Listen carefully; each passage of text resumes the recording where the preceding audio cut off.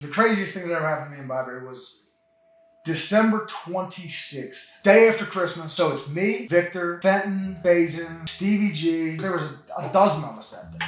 We're exploring and we go into W7. It's this huge, massive building. It was awesome. We call it South Unit. We call it bird shit. And none of us have flashlights, like assholes. And I'm first in line. I'm pitter-pattering down the steps, like just as quick as you can. And out of fucking nowhere, I don't know how this happened, but the floor below me is no longer there.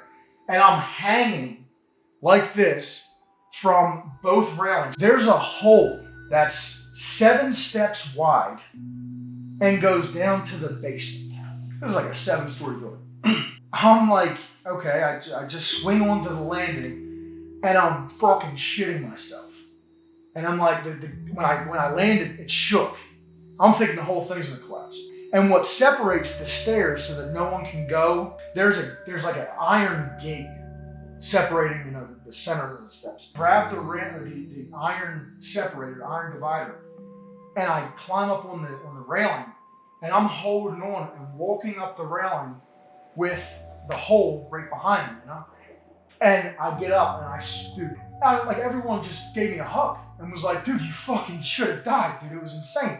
It was like, and people, like our friends you don't hug people, but this was like, dude, you're alive. I had heard about this hole once before because Stevie G almost fell in. Yeah, we were trying to ditch some kid, like fucking with him, like this kid. Yeah, there was like a locked door, and then next to it there was like a brick wall, and people smashed it out. So we ran through a hole in the wall and started running down the steps.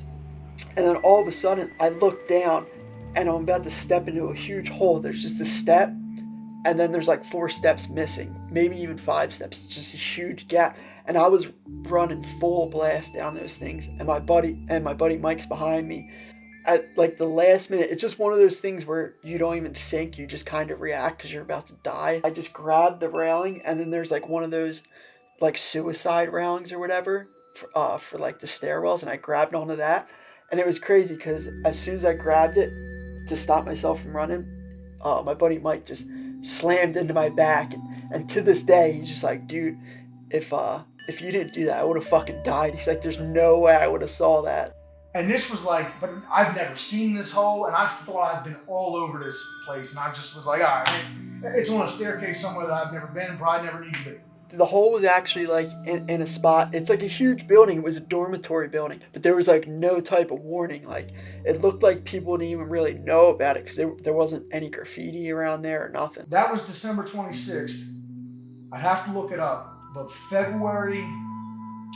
want to say February 16th or 17th, an environmentalist inspector is walking through the halls of Byberry with somebody else behind him, falls through the hole on the 2nd floor into the basement and dies. Just same hole. Less than 3 months later. So